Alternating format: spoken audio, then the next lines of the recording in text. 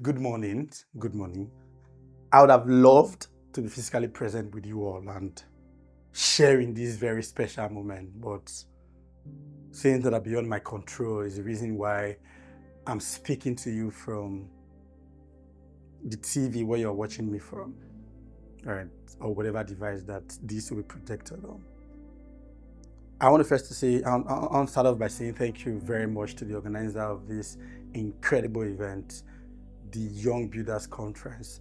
As somebody who lived in the environment that we are all in now, I understand the significance of events like this.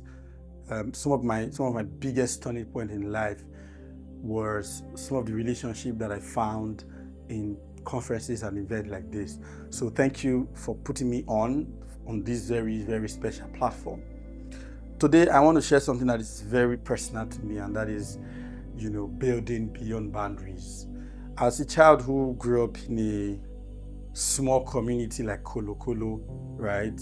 Community that can be likened to a Jeba community, can be likened to Iyara community, can be likened to several communities within Warri, Uwie, Asaba, Delta, and even Nigeria and the same environment. What we all have in common is that it is easier for us to connect. What I mean by connect is that it's easier for us to make friends with each other. So your first point of contact or your first form of imagination of who you want to be or who you want to be like is the immediate environment. And that is to say, like me, I wanted to be a footballer because football was the thing that was on in Kolo Kolo at the time. As a young man, everybody's playing football. And that cut across these communities in the time when I was growing up across Nigeria. But one of the things one of the disadvantages of that sort of environment that we all grew up in is the fact that there is limitation to how far we can dream and how far we can build and how far we can become. I was privileged, and I don't like to take it lightly. I like to mention my father every time I have the opportunity to do so. My father, I don't know whether it was intentional, but I don't know. I didn't have the chance to ask him if it was intentional. My father told me stories. Not just me, he told me and my siblings stories, right? And I personally found comfort in the stories that he shared. Stories of how he moved from point A to point B, stories of how beautiful some other countries that he's been to as a result of the work that he does as an optioneer. There was a time in Warri and its environment, that going to offshore work was a thing. So my father was one of those people who were beneficiary from that experience. One of the things that he did was to tell me stories. And even though I grew up in a community where I have no idea of what an high-rise building looks like, even though I grew up in a community where I have no idea of what a big city looks like, I found comfort in those stories, and that sort of stirred up my imagination.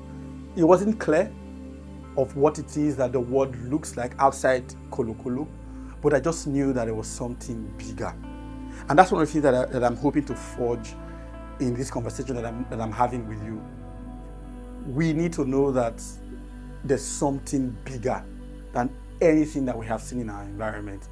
And what that does to your mind is that it allows you to think, it opens your heart to infinite possibility. How do you explain that a boy who grew up in Kolo Kolo, who had access to the worst education, I mean worse by saying that I didn't know how to read and write even after I left secondary school. I didn't know how to properly read and write confidently. So as a child who went to school where teachers were not really caring about the child's development, where because I'm not able to comprehend things at that time, I was tagged as being dull, I was bullied, I was talked down at every point. How do you explain how that child is able to go to a country like South Korea to represent African young people? Now I would like to invite David. Let's hear his fascinating stories. That in that entire conversation, I was selected to be the voice for Africa youth. How do you explain that? That somebody from Kolo Kolo who have an ERA experience, who have an airport road experience, who have an OE experience, who have even PTI road experiences. How do you explain that is able to build to that level where a government like South Korean government could send a letter that I should be given visa to come to their country, and not just come to their country, but come as a keynote speaker to speak to the entire world? That's not an imagination that you see every day in our communities.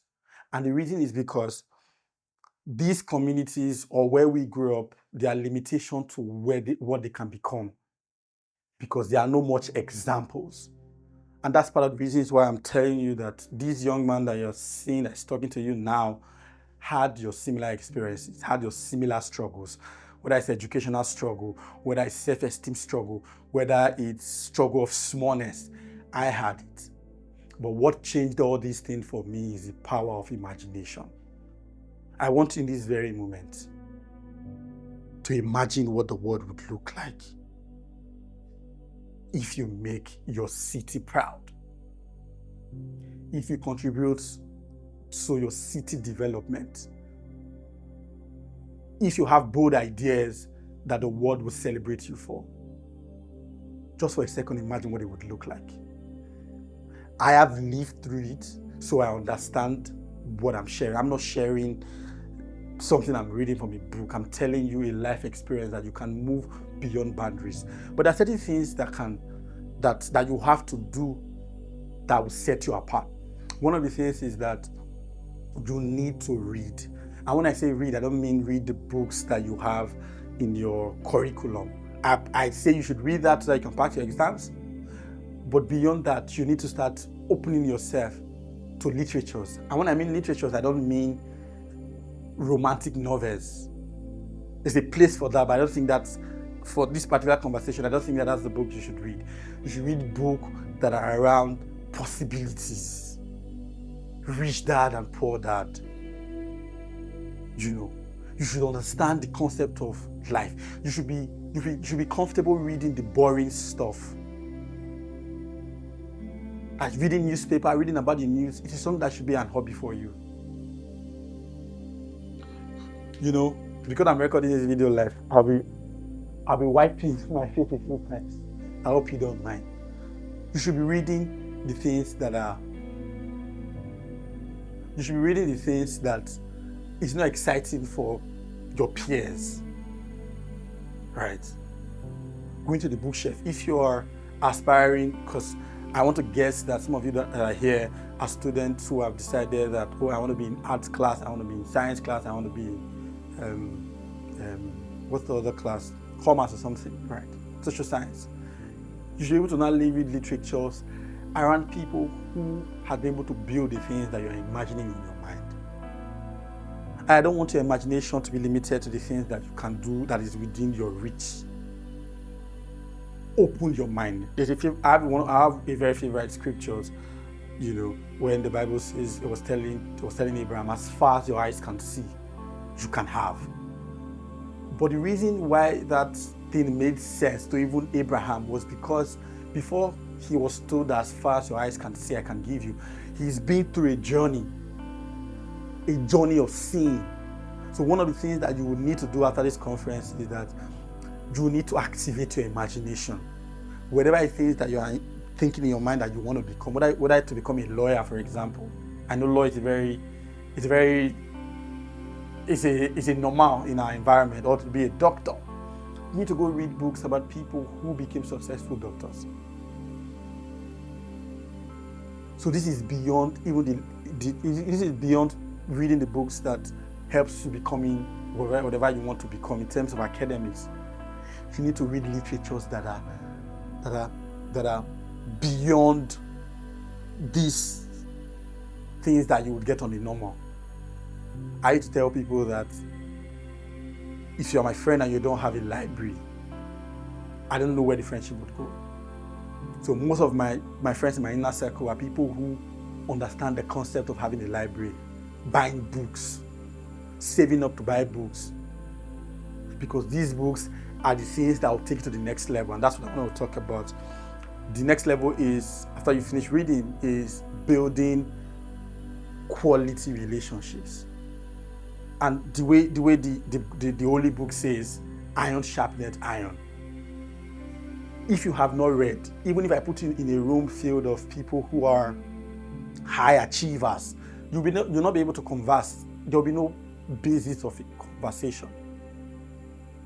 That's why it is critical and important that you equip yourself with knowledge, so that when you come into rooms where destiny changes, you have something to say. One of the biggest killers for self-esteem is reading. Reading. The man that I have become, or the man that I'm becoming, is deeply rooted in reading, in studying, in listening to quality podcasts that will change my life.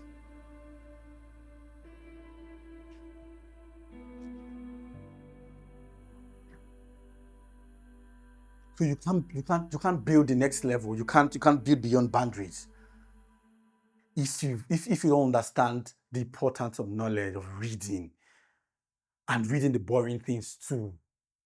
If you want to be an accountant, you should be comfortable reading reports. Reports are not stories. Reports are numbers. So you have an idea of something that people do not know. For example, if you're having a conversation with somebody who is an established accountant, right? And you're telling them about the report of what happened in Namibia, for example, what the economy looks like in the previous government, what are the numbers at this moment. It sets you apart automatically. You know why? How somebody who lives in Kolokolo, or somebody who lives in Iyara, somebody who lives here, right, is reading about something that's happening in Windhoek, Namibia. People don't even know what is the capital of Namibia, for example. So when you now mention these things, it sets you apart. Because these are the things that set me apart. That when I come into a conversation, you would know that I'm read. You would know that I'm exposed. So it helps build that relationship. The next layer, which I think is the hallmark, is that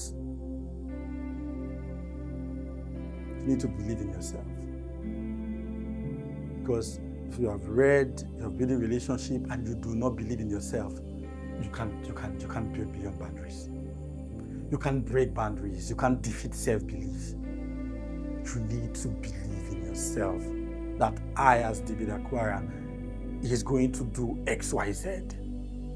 You need to learn how to make bold statements about you. It's not pride. You are speaking into your future. You are telling your inner man, because you need to go back to bed and you can wake up and say that I'm going to be the best out of this field. I'm going to be the best out of this city. Just imagine in this room, all of us say that we're going to be the best out of this city. What will be the quality of the city in the next 20 years? We would have champions. I've told a lot of my friends that I'm tired of being the one in the spotlight. I'm tired because sometimes it looks like it allows pride creeps in. One car does not form convoy anywhere in the world. So it is my desire that people who are going to do greater things than I have done so far is going to come out of this city, so that when they point at people who are shaping narratives globally, David Akwara's name will not just be the only name on the ears of people. Your name will be on it. And if I can make it out of the city where I grew up in, you can. If I can sit and get invited by president of nations and give speech at both smaller level and high level, you can. You need to go back home and write today 50 things that you would like to achieve. 50 things. Do not stop until you get to 50. And when you write those 50 things, you have to take an exercise that I used to do. I'm even starting, but I want to do 200 things that I want to achieve. And read those things to yourself. When you read it to yourself, what it does to you is that it tells your inner spirit that this is who I am. While I was in Warri, I was telling my peers that I'm going to work with the UN. I'm going to work with the African Union. At that time, it was not a reality for a child that is, for a teenager that is 21 or 22, or for a young man that is 19. That's too far-reaching, because in my entire growing up in this beautiful city, I never met for once a diplomat or an ambassador who have served Nigeria in. I only even heard that one of my great-grand-uncle was an ambassador. I never saw him, I only saw pictures. So I never had the time to sit and hear from somebody who have gone ahead. But I had the dareness to dream. You know why? I spoke to myself every time I have I read those documents that I wrote, that I can become a UN ambassador. I would work with international organizations. In 2003, in 2023 rather, I was invited by the United Nations headquarters in New York to give a speech about what I was doing, a work that I started under Udu Bridge, to come talk about it. In that same year, I was invited to Ghana to speak. The year before, I was invited by the president of Uganda. This is not stories. These are stories that are verifiable. If you go on my YouTube and just put my name, David Akwara, you will see the different places where I've spoken at. And the reason why this can happen is because I dare to believe. You see the way I'm sweating? It's the passion. I dare to believe. I need you to dare. And dare boldly. It's either forward or forward. Your families are looking. You know how the saying goes, that people are waiting for your manifestation. It's as real as your breath. There are children who are coming behind you that are waiting for you to succeed. So if you do not succeed, you have destroyed destinies behind you. And even for yourself, success is good for you.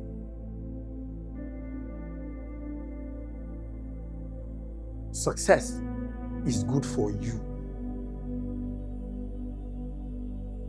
So I encourage you that breaking beyond boundaries is not a myth.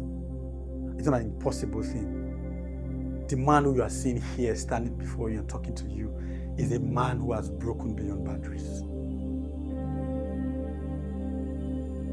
And I dare you today to do the same. Be the young builder of your generation.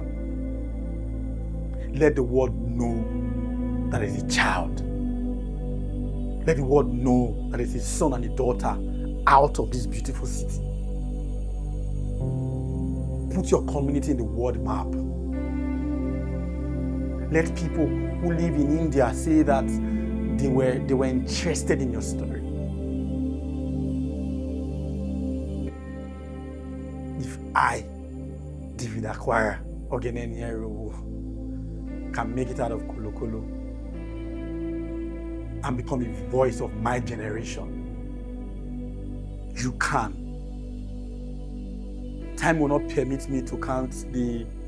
the numbers of things that I've achieved, because today is not about me. It's about you. It's about what you can achieve if you believe in yourself. To walk out of this room today knowing that you can be the greatest out of your city, out of your generation. But never forget that it's anchored on a couple of things. Read and read and read. Read book that will open your mind, book that will motivate you. Read book about successful people. Read biographies. Go into the minds of people who are wealthy and know how do they think. Read and then build quality relationships. I'll close by saying one of the things that one of my big brothers said to me in 2009. He said that I should write out the first 7 people in my life. I wrote it down, and he said, you would be like these top 7 people in 5 years. So if these people life, if they are drunkard, if they are chronic womanizers, if they are people who have no direction, you would be like them. And that was my turning point. I don't want to be like them. I didn't like their trajectory. And I choose my friends. Thank you for listening to me. And have a beautiful, beautiful event. Bless you.